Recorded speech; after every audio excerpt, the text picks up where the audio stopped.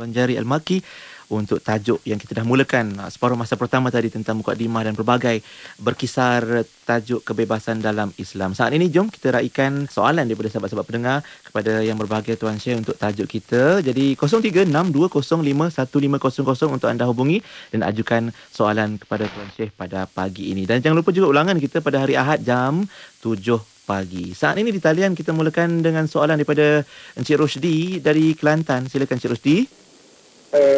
Saya nak tanya, adakah juga dinamakan sebagai kebebasan dengan memenjarakan ilmu, khususnya dengan menghadkan penglibatan para ulama untuk cakap soal fiqh, soal akhlak, soal yang tidak ada hubung kait dengan siasat, dengan kenegaraan dan seumpamanya.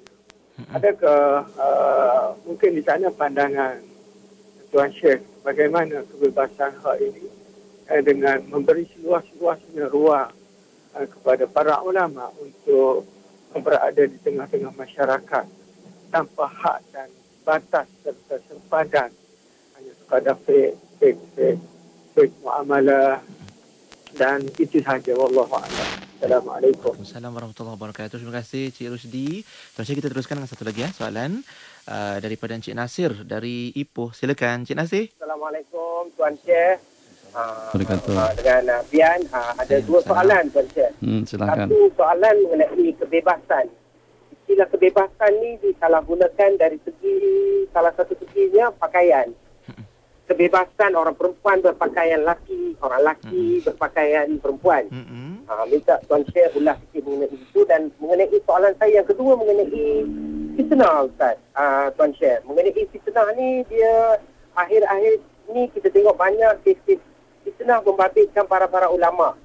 So kalau boleh minta Tuan Syekh minta pandangan sikit mengenai kaedah kita mengenangani fitnah, dan kita nak mengelakkan diri kita fitnah orang dan orang fitnah kita. Wallahu a'lam. Assalamualaikum. Terbaik Cik Nasir. Terima kasih atas soalannya dan silakan Tuan Syekh mungkin ada jawapan. Bismillahirrahmanirrahim. Ada dua pertanyaan atau tiga pertanyaan daripada dua pendengar kita. Yang pertama daripada Encik Rusdi daripada Kelantan tentang kebebasan ulama untuk menyampaikan hukum hakam, untuk menyampaikan taklimat, taujihat, orientasi, pencerahan, bimbingan dan lain sebagainya. Itu seperti apa batasannya? Apakah tanpa ada batasan dan juga tanpa ada sekatan daripada mana-mana pihak? Jadi sebagaimana kita ketahui, peranan daripada ulama itu sebagai wasitah, sebagai penghubung antara sang pencipta dengan orang ramai. Itu penghubung atau penghubung antara kerajaan dengan rakyat. Jadi tentu dengan tali penghubung atau juga dengan al-idnul al-am, idin, ya, kalau dengan bahasa tauliah, pentauliahan Allah kepada para ulama untuk menyampaikan segala-galanya daripada Allah dan Rasulnya, itu memang secara mutlak. Jadi tidak boleh disekat. Kenapa? Sebab peranan daripada ulama itu hanya setakat menyampaikan. Jadi bukan bertindak atau juga bukan menghakimi. Beda kalau dengan seumpama al-qadhi. Qadhi kalau pada waktu mengeluarkan satu keputusan itu akan dilaksana. Sementara mufti ataupun juga ulamanya setakat menjelaskan. Jadi kalau sampai pada tahap penjelasan pun juga disekat, itu berarti kita tidak memberikan leluasa untuk menyampaikan wirasat dan nubuwah. Ulama mendapatkan julukan sebagai pewaris para nabi-nabi dan rasul. Jadi yang menyekat leluasa para nabi-nabi dan rasul dalam menyampaikan dakwah, dalam menyampaikan hukum hakam, itu hanya adalah orang-orang yang berbeda ideologi, orang-orang yang berbeda agama. Tidak pernah ada sekatan daripada orang yang sama-sama agama. Dan ini dapat kita pastikan justru di kalangan umat Islam pada masa itu, generasi kita yang pertama, slogan yang senantiasa mereka gunakan pada waktu mendapatkan ketetapan hukum daripada Allah dan Rasulnya, atau yang disampaikan oleh baginda Rasulullah SAW, mereka mengatakan qalu sami'na wa ata'na ghufranaka rabbana wa ilaikal masir. Tapi kalau seandainya ada dengan sebagian ulama, kalau boleh disebut ulama itu secara majazi, atau masih belum patut untuk disebut ulama menggunakan kebebasan dan leluasa untuk menyampaikan tadi itu yang dapat dipantau oleh pihak kerajaan, yang dapat dipantau oleh pihak berwenang atau pihak yang berkuasa. Ini pemikiran tidak betul, ini serong, ini terpesong, ini akan memperangkap umat, ini akan membawa kepada kehancuran dan juga membawa kepada fitnah dan lain sebagainya.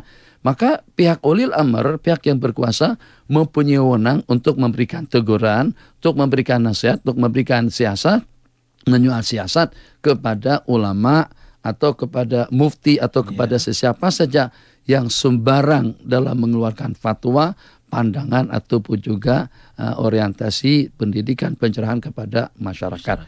Tapi kalau secara dasarnya memang, jadi kalau seandainya maka mungkin di antara daripada yang selalu dihebohkan dalam dunia fatwa itu tentang tauliah. Itu untuk apa sebenarnya? Untuk memastikan keilmuannya, kefakihannya, kealimannya, kebolehannya. Jadi ulama mengatakan kalau ada dengan seorang mufti yang mengeluarkan fatwa secara sembarangan, jelas-jelas bercanggah dengan hukum. Apalagi kalau pada saat dengan fatwa itu bertentangan dengan nas, terus dia masih mau berijtihad. Seperti pertanyaan daripada Encik Nasir, seorang laki-laki memakai pakaian perempuan itu juga sebaliknya. Itu dia tidak boleh menggunakan kaidah atau dalil hak asasi manusia. Sebab dia sebagai seorang muslim, dia boleh bercakap seperti itu kalau sikap, perangai, pendirian dan perilakunya tidak bercanggah dan tidak bertentangan dengan hukum. Jadi hak asasi manusia itu bertentangan dengan kaidah la jitihad ma'an nas. Di situ ada nas, ada dalil yang melaknat dan yang mengutuk laki-laki berpakaian perempuan dan perempuan memakai pakaian laki-laki. Maka saat ketika diputuskan oleh sesiapapun, dipatwakan oleh sesiapapun, fatwa itu akan menjadi lenyap dan tidak ada arti. Kenapa? Karena bercanggah dengan ketentuan hukum hakam Allah. Kecuali kalau kita katakan kalau ikut undang-undang itu boleh-boleh saja. Tapi jangan dikatakan itu syariat. Jangan dikatakan itu undang-undang Allah atau peraturan Allah Jalla wa'ala. Jadi selama fatwa tadi itu masih mempunyai argumentasi, pandangan mempunyai dalil daripada Al-Quran dan juga daripada sumber-sumber lainnya, pihak manapun tidak boleh menyekat. Akan tapi kalau pada saat dianggap bercanggah, mengganggu kestabilan, ketenangan, keamanan, ketentraman, maka pihak berkuasa, Jakimkah, Maiskah, atau juga jabatan agama fatwa punya hak untuk menarik balik tauliah yang diberikan kepada orang yang berkenaan. Kenapa? Sebab tuh fatwanya sudah bercelaru, pemikirannya sudah tidak sehat, pandangannya sudah tidak normal. Itu wajar-wajar saja, bukan setakat wajar, itu kewajiban yang harus diambil atau langkah yang harus mereka lakukan. Selanjutnya, jadi saya rasa sudah saya jawab tadi itu tentang laki-laki memakai pakaian perempuan. Memangnya tidak senang gak jadi laki-laki? Kenapa Nabi kita laknat? Kenapa jadi pondan? Kenapa Nabi kita laknat? Kita terperancat. Nabi kita laknat laki-laki memakai pakaian perempuan, perempuan memakai pakaian laki-laki. Sebab orang yang tasyabuh, al-mutarajjilah minar rijali bin nisa, al-mutakhannas daripada laki-laki, al-mutasyabbihina minar rijali bin nisa, wal mutasyabihat minan nisa'i bir rijal. Itu sebagai aksi dia menunjukkan tidak ridho dengan ketentuan takdir Allah. Aku nak jadikan kamu laki-laki, jadinya laki-laki. Allah takdirkan dia perempuan, jadi perempuan. Pada saat dia memakai pakaian laki-laki atau laki-laki memakai pakaian perempuan, seakan-akan aku tak ridho ya Allah dengan ketentuanmu. Aku komplain kenapa aku dijadikan laki-laki, aku nakkan perempuan. Akhirnya dilaknat oleh Allah dan Rasulnya. Kemudian tentang fitnatul ulama. Jadi fitnah, ulama dituduh begitu, dituduh begini. Memang itu satu perkara yang disalahgunakan juga dalam penggunaan kebebasan. Jadi dengan kita tuduh itu sesat, kita tuduh seperti apa. Selama tidak ada bukti. Jadi kalau memang ada bukti, mungkin dahulu pernah saya terucapkan atau saya ucapkan tentang gerakan Al-Wahabi. Gerakan yang pertama, mudah-mudahan pendengar jelas mendengar apa yang saya ucapkan sekarang ini. Dan juga kepada pihak yang pro dan kontra. Gerakan pertama daripada As-Salafi dan Wahabi dengan Muhammad bin Abdul Wahabnya, itu bukan bergerak hanya dengan dakwah. Tapi juga dengan dakwah yang pertama, dengan prakteknya yang kedua, kemudian dengan penggunaan pedang dan senjata-senjata tajam yang ketiga. Dalam berapa ribu ramai Tidak terhitung banyaknya masyarakat Islam yang dibunuh oleh mereka, yang pada saat mereka tidak dianggap sebagai kumpulan muwahhidin. Dua istilah saja. Gerakan pengikut-pengikut daripada mereka, al-muslimun, disebut dengan al-muwahhidun, ahli tauhid. Yang selebihnya, yang selain daripada mereka, disebut dengan kumpulan al-musyrikun. Kenapa? Karena bertawasul. Kenapa? Karena ziarah kubur. Kenapa? Karena datang ke masjid untuk ziarah Syekh Ahmad Badawi atau juga Syekh Abdul Hasan Asyadzili, Abil Abbas Al-Mursi, karena masalah khilaf yang seperti itu. Yang pada hakikatnya kalau mereka mau kaji, justru dalil lebih banyak memihak kepada pendapat yang membolehkan tawasul. Tapi mereka tak kisah. Mereka ada dalil dan mereka tarjih, dalil itu kuat menurut mereka, sehingga dalil-dalil yang mereka bantai juga mereka elakkan dalam waktu yang sama. Yang tidak sependapat, ya imam dikatakan sesat, imam dikatakan mubtadi'ah, bahkan sampai pada tahap mereka bunuh. Nah, jadi fitnah yang seperti itu kerajaan harus beraksi. Kerajaan harus mengambil tindakan tegas. Sebab kenapa? Sebab ini bukan perpecahan. Hanya untuk memberikan wawasan. Ini ada perbedaan pendapat. Yang satu Syafi'i, Imam Syafi'i, mazhabnya mazhab Imam Syafi'i, sentuh perempuan batal. Yang satu tak batal, ciuman terus langsung Allahu Akbar sembahyang. Itu ringan dan kecil. Tapi kalau sampai kepada tahap Imam Syafi'i diperli dengan pendapat beliau, ulama dicerca dan dicaci maki dengan pendapat mereka.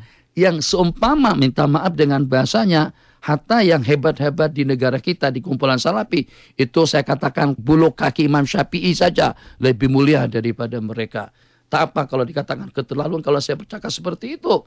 Perkataan itu pernah diperkatakan Imam Firabri, salah seorang ulama hafiz besar, ulama besar, hafal Al-Quran, hafal ribuan hadis, mengatakan bahagianya aku kalau aku ini menjadi satu helai bulu dada yang ada di dada Imam Bukhari. Hormat dengan Imam Bukhari luar biasa. Kita sekarang baru hafal arba'in belum, hafal hadis pun tak banyak mana, sarannya tidak tahu, sandarannya nyatakan dengan Syekh Albani saja sudah berani menjelek-jelekan, mencerca, mencaci maki, bahkan mengatakan sesat. Ilmunya Anda mana? Anda hati-hati, daging para ulama itu masmumah, beracun. Saya khawatir kalau orang-orang yang senantiasa memperli ulama, akan Allah matikan dengan su'ul khatimah. Waliyadzubillah. Nanti saya ingin mengucapkan ucapan terima kasih kepada para pendengar. Takut waktu kita sebentar lagi habis. InsyaAllah sebentar lagi kita akan luangkan masa seketika.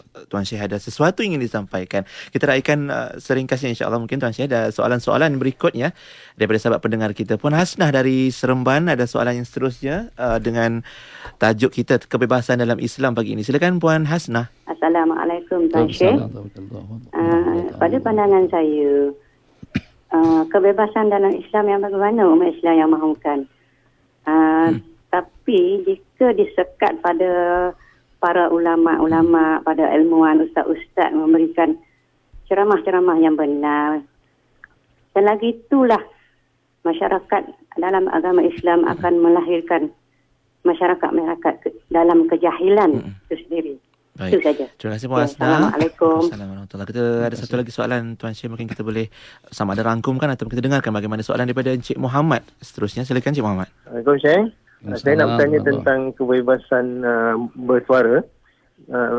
Minta pendapat sebab kita sebagai umat Islam telah diingatkan supaya jangan menghina, mencerca bangsa dan agama yang lain. Kelak nanti agama dan bangsa kita dicerca. Jadi dewasa ini kita lihat berbagai pendapat telah tercetus di media sosial. Ada agama lain, bangsa lain yang mempertikaikan agama kita. Jadi dalam Islam, Tuan Syekh, bagaimana kita nak meraihkan ataupun memberi penjelasan secara hikmah kepada permasalahan ini. Subhanallah. Terima kasih Encik Muhammad. Assalamualaikum. Assalamualaikum warahmatullahi wabarakatuh. Dan Tuan Syekh mungkin dah jawab sebahagian daripada soalan Puan Hasnah tadi tentang bagaimana ulama ada dan kebebasannya. Tapi mungkin untuk masyarakat Tuan Syekh, untuk kami yang sedang belajar ini, mungkin ada yang terkeliru dengan itu dan ini yang berlaku di pihak peringkat atasan ataupun para ulama. Bagaimana kami masyarakat harus menyantuni? Jadi kita dalam masalah kebebasan itu tadi, supaya kita dalam beraksi, dalam bergerak, dalam beraktiviti, dan juga dalam melakukan tugas-tugas keseharian kita. Kalaulah kita mendapatkan kebebasan daripada berbagai aspek dan juga daripada berbagai sudut, itu tetap yang perlu atau yang penting kita tanamkan kebebasan yang tidak bercanggah dengan undang-undang dan peraturan. Yang pertama, yang tidak memudaratkan orang lain, dan juga kebebasan yang kedua, kebebasan yang memberikan jaminan kepada kita untuk kita mendapatkan ridha daripada Allah Jalla wa'ala. Jadi misalnya kalau jelas-jelas pasti hukumnya, kalau jelas-jelas memang dapat kita nyatakan mutlak kebenarannya, terus kita tidak diberikan kebebasan untuk memperkatakan, untuk melakukan, itu berarti itu kebebasan yang tidak suatu sekatan. Orang yang menyekat guna kebebasan dia, itu berarti menyekat leluasa seorang untuk mendapatkan restu dan ridha daripada Allah. Jadi kalaulah kita dengan prinsip kebebasan dalam segala hal yang tidak memudaratkan, tapi tetap matlamat yang kita targetkan, kebebasan yang akan membawa kita kepada ridha Allah Jalla wa'ala. Kemudian beranjak kepada pertanyaan yang kedua daripada Encik Muhammad tentang kebebasan dalam bersuara, khususnya dalam masalah umat beragama. Jadi dengan kita selalu saja jadi sasaran, diserang, dicerca dan dicaci. Agama kita dinakan, apa itu? Wanita-wanita muslimah dibungkus-bungkus badannya seperti nasi kerabu saja, atau seperti dengan nasi lemak misalnya. Itu kan memperli. Jadi dalam bahasa hukum ada istilah ahli zimah non-muslim yang berada di negara Islam. Itu mereka sama sekali tidak dibenarkan untuk melakukan aktiviti atau juga hal-hal, apalagi ucapan-ucapan yang mencerca, mencaci maki kepada agama. Dan dalam agama kita, bukan dalam perundangan, dalam agama kita jelas dan tegas terhadap orang yang mencerca agama, mencaci maki Allah dan Rasul, memperkatakan Al-Quran seperti dahulu di Indonesia pernah diperkatakan Al-Quran itu adalah sebagai kitab yang paling lucah. Itu kalau secara hukum Islam tadi pancung lehernya. Kenapa? Sebab itu mencerca. Dia bebas untuk bercakap semacam itu, tapi kebebasan yang melampau sampai mencemarkan kemuliaan, kesucian agama dan juga dengan sumber hukum yang pertama Al-Quranul Karim. Begitulah juga dengan seumpama janggut atau seumpama sorban, pakaian dan lain sebagainya. Jadi kita punya kebebasan tuh, kita tak pakai tak kisah, tapi tak boleh dengan kita mencela dan mencerca orang yang berpakaian secara sunnah, orang yang beramal ikut prinsip hukum. Itu juga atas kebebasan dia. Kamu merasa bebas untuk pakai skerat saja ketika kelihatan paha kebuka misalnya, itu juga dia punya kebebasan untuk dia berpakaian rapi, kemas, elok seperti itu. Tapi dalam waktu yang sama, kebebasan orang yang berpakaian secara sopan, santun, secara panduan hukum itu tidak bercanggah dengan prinsip. Sementara kebebasan yang dia gunakan bercanggah kepada prinsip, sebab hukum tidak membolehkan. Kalau dia orang Islam, tidak membolehkan dia berpakaian seperti itu. Kalau kita menyebut kekurangan-kekurangan yang ada pada agama lain, untuk kita meyakinkan agama kita benar dalam bentuk muqaranatul adyan, membandingkan antara agama dengan agama, itu suatu sikap atau suatu prinsip dan juga suatu perkara yang sangat-sangat disokong. Kenapa? Sebab kita tidak tahu bahwasanya istri kita itu cantik. Kalau pada itu dengan kita dapat membanding-bandingkan. Oh, beda hidungnya. Oh, beda kulitnya. Oh, beda kepalanya. Oh, beda badannya. Baru kita nampak. Baru kita bersyukur. Masya Allah, tabarakallah. Karena Allah berikan suatu kelebihan kepada istri kita. Jadi kalau kita tidak melihat kecantikan agama kita, maka dengan kita tidak merasa bertuah menjadi pengaruh sebagai seorang Muslim. Jadi mungkin tinggal 10 menit lagi. Silakan Tuan Syekh. Saya ingin mengucapkan jutaan-jutaan terima kasih kepada penggemar saya yang setia di seluruh Malaysia dan di mana saja mereka berada. Ucapan terima kasih kepada para pendengar yang budiman dan juga ucapan jutaan-jutaan terima kasih kepada pemerintahan Malaysia, Al-Daulah Al-Malaysia, dari yang paling di atas kepada tuanku Sultan yang di Pertuan Agung sampai kepada yang paling di bawah yang memberikan peluang kepada saya selama ini. Sejak pada waktu di Mesir lagi, selama tidak kurang daripada 15 tahun saya bersama dengan pelajar-pelajar, mahasiswa-mahasiswi daripada Malaysia yang walaupun di bawah pemerintahan Mesir, tapi tentu mungkin daripada PAS-nya, mungkin daripada UMNO-nya, hijau dan birunya, dari JAKIM-nya, majelis fatwanya, majelis ugamanya, dan juga daripada JAWI dan sebagainya, mengamanahkan putra-putri mereka kepada saya untuk saya memberikan pencerahan, mendidik dan memperkenalkan mereka kepada kitab-kitab klasik, kepada kitab-kitab kuning, bukan 2 tahun, selama tidak kurang daripada 15 tahun. Kemudian saya diperkenankan kembali sama Jakim. Jakim bagi saya tauliah ataupun juga tidak tak kisah. Tapi Jakim tidak pernah menyekat, tidak pernah menghalang saya untuk memberikan pencerahan, pengajian, pendidikan, kitab-kitab klasik, kitab-kitab tua, kitab-kitab kontemporer. Selama pada waktu saya di Pekosona di Derang, selama lebih kurang dalam 4 tahun. Sejak daripada tahun 98 sampai kepada detik kita sekarang, saya diberikan pelindungan, merasa aman, merasa bebas untuk menyampaikan amanah Allah, untuk menyampaikan hukum hakam. Saya menghimbau kepada semua sahabat-sahabat yang berada di seluruh Nusantara.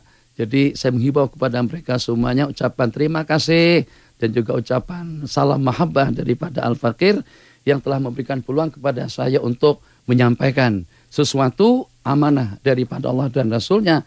Diistilahkan dalam bahasa hadis, guru dengan murid, al-muta'allimu wal mu'allimu syarikani fil khair. Guru dan juga murid berkongsi dalam kebajikan. Tanpa kalian saya tidak mendapatkan apa-apa untuk menyampaikan amanah Allah, dan juga tanpa guru mungkin orang ramai juga tidak mendapatkan apa-apa. Jadi kita berkongsi dalam kebajikan. Sekali lagi saya ucapkan jutaan-jutaan terima kasih kepada kerajaan, kepada Malaysia secara amnya dari sejak saya di sini dengan kepemimpinan mantan Perdana Menteri kita Dr. Mahathir. Pada masa saya di Mesir itu sudah beliau pernah jadi Perdana Menterinya, dan juga kebebasan leluasa yang diberikan kepada saya yang walaupun tidak secara langsung tapi pergerakan saya di Malaysia. Ucapan jutaan terima kasih juga kepada SB tidak ketinggalan. Jadi dengan Perdana Menteri yang sedang memerintah sekarang ini Datuk Najib, dan juga dengan mantan Perdana Menteri sebelumnya dengan Pak Ala Badawi, dan juga ucapan kepada Aikim, dan dengan penaung kita Pak Ala Badawi, ucapan jutaan-jutaan terima kasih kerana memberikan kebebasan dan peluang kepada saya untuk menyampaikan apa yang sepatutnya untuk saya sampaikan. Mungkin pelik kenapa saya kali ini mengucapkan terima kasih kepada mereka-mereka semuanya.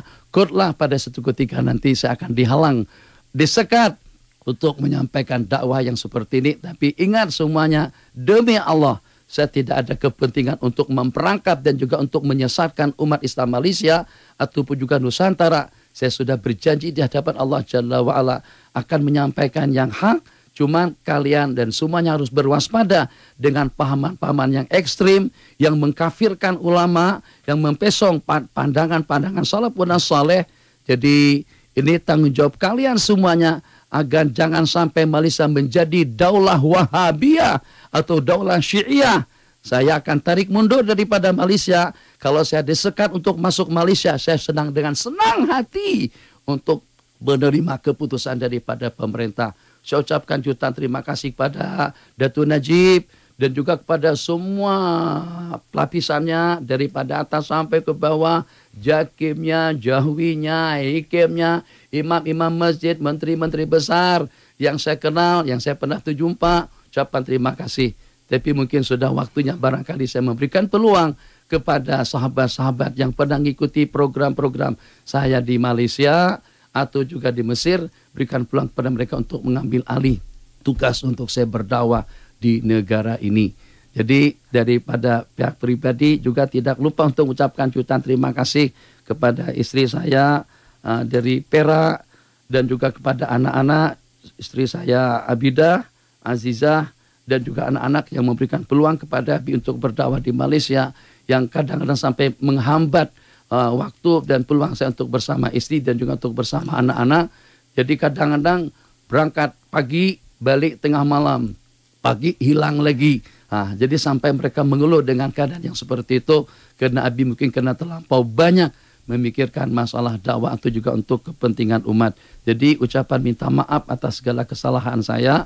Dan saya mengharap Malaysia lebih bertoleransi, khususnya Jakim sebagai orang tua lebih bijak dalam menanggulangi masalah-masalah khilaf yang berlaku. Kita tidak mau kalau pada satu ketika nanti masalah-masalah khilaf ya itu jadikan sebagai isu untuk sekatan-sekatan kepada ulama untuk menyampaikan kalimat Allah.